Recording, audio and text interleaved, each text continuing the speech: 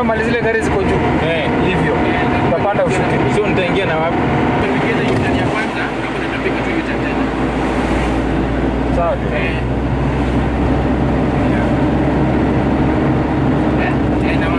Home Matinga share a standing committee in energy in the Senate.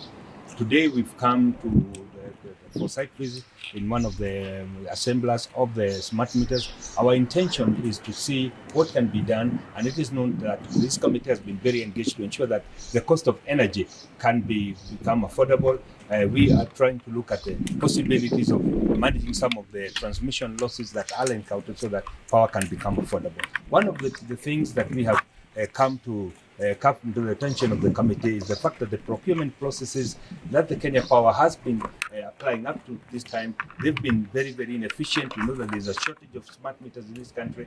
We know that moving forward there'll be a very, very huge demand, and therefore we are trying to look at the possibility of how that can be optimized in a way that it can be cheaper, it can be more efficient, and most importantly, connect more Kenyans who've been waiting to be connected to the grid. Today we came to, we started with the first of the assemblers, the Magnet Ventures. We took a look around of his assembly plant, and we are impressed that he is doing quite a good job. However, we also feel that there are quite a number of things that we as a legislature need to do so that we can make it more efficient. We know that it has been quite a major bottleneck, and we know that Kenyans have been complaining, they've been applying for power connection. We've always been told that meters are not available. We needed to understand the process. We needed to understand what is being done. But most importantly, we want, as a committee, as we've been doing previously, trying to bring the cost of power down to see how we can be of help by putting legislative framework in place so that we can ensure that there is optimization of the process. We have visited the 4 factories, this being the 4th one, and we've seen and we've been told some of the challenges that we've been facing. We've seen, like where we are standing, they've done quite a major investment. However, we've seen that there is also a gap and something that needs to be addressed in terms of how this issue of procurement is handled. And this is something that we are going to tackle. It's something that we are going to address, and also look at maybe the legal gaps that are there so that we can optimize the whole process. The main goal being that we want to ensure that the cost of meters, the cost of power connection, and the efficiency and the accuracy of the meters is optimized so that Kenyans can get value for money. Thank you very much. Wacha niseme kwamba imekuwa ni siku njema kutembelea hawa ndugu zetu ambao wanapatiwa kandarasi za kusupply meters kwa Kenya Power. Sisi kama kamati ya kawi tumetembelea viwanda kadha hapa Kenya, lakini kitu ambacho kinatupa wasiwasi ni kwamba vingi vya viwanda hivi hata kama wanasema kwamba hizi mita zinatengenezwa hapa Kenya, ni wazi kwamba hizi mita hazitengenezwi hapa Kenya.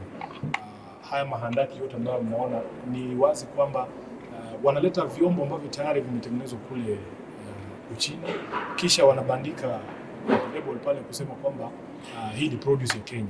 Na inanipa wasiwasi kama mwakilishi wa Kenya, kwa sababu najua kwamba kuna viwanda ambavyo vinasimamiwa na Wakenya halisi, na ukienda katika viwanda hivyo unaona kwamba kuna attempt at least ya kuhakikisha kwamba zile skills ambazo zinatakiwa zifunzwe kwa vijana wetu unaweza kuona zikifanyika.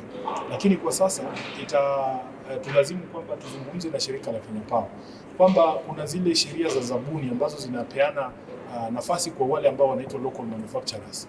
Lakini kitu ambacho naona ni kwamba kuna watu ambao sio local manufacturers, ila kwa kupitia mitindo kama hii ambayo tunaona wanajipitisha katika sheria za local manufacturers, na inapelekea kwamba wale ambao ni local manufacturers wa kweli huenda wanapoteza nafasi kupata zabuni hizi kwa sababu ya hali ilivyo.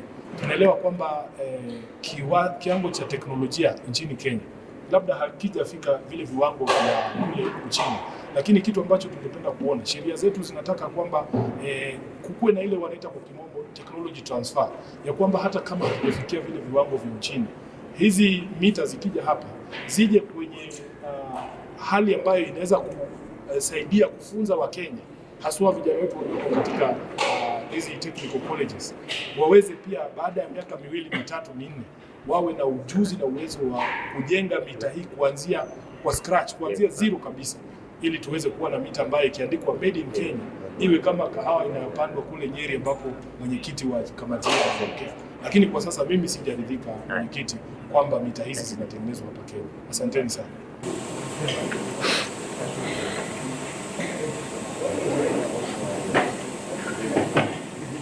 I want to appreciate the visit today by the Honorable Senator, the Committee for Energy. We are a fully indigenous company involved in meter assembly. Our dream is to upgrade our factory from assembly to full manufacturing. We are in collaboration with institutions, technical institutes that train young people in electrical works. We have MOUs with them. When we have production, we work in collaboration with those institutions and would like to grow deeper our relationship with those institutions to do research and improve the production and create employment.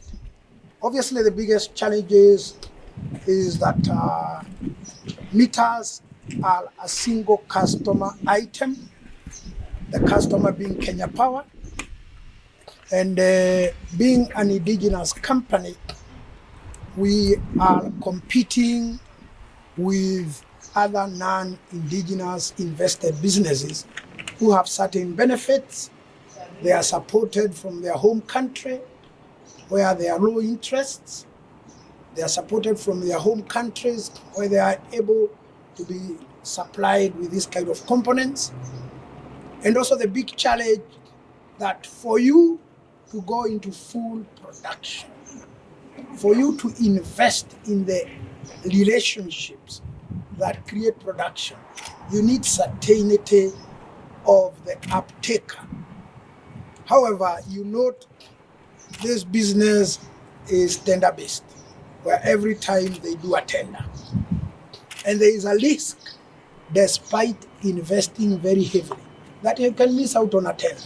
You have employed people, you have put a plant, you have a factory, you have borrowed money, and then you do not get the business. So would like the honorable senators to try and create, as they discuss with Kenya Power, to create a better model that gives more certainty and encourages local investment. We are very happy that the government is promoting local manufacturing. The government is looking for investors to come and invest. But we would also want to urge that local investors who are willing also to put their money, they also get supported. And as a business, we are ready to invest and we are looking forward to being supported so that the procurement process that Kenya Power usually uses of every time tendering, and you can miss supply, and despite the fact that you are heavily invested, we think that there is good case for long-term contractual engagements with Kenya Power, so that with that kind of certainty, then you can be able to create employment. We can hold stocks here. Kenya Power does not need to run out of stocks, because when you have a long-term contract, then you are able to hold stocks for them.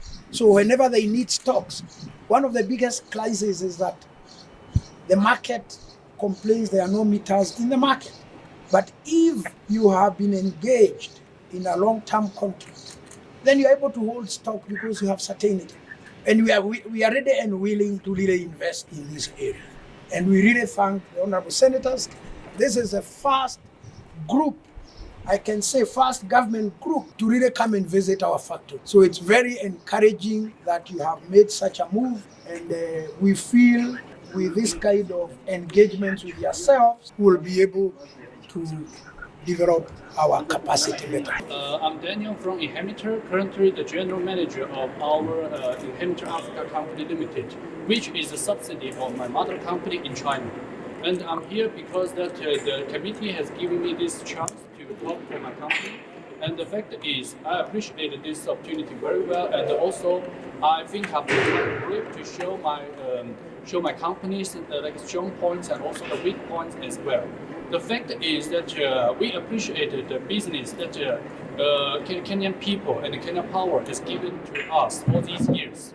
However, to boost the economy of this country and also make it better for this Kenyan market, Kenyan people, and even for Kenyan power and for everyone, I do believe that if we can start some real production here by having maybe some framework contract, so we have constant business running over here, that we can employ more people to do the job. They can feed for their family, and then they can like even have a better life, and the technology they earned can do much more contribution for this country.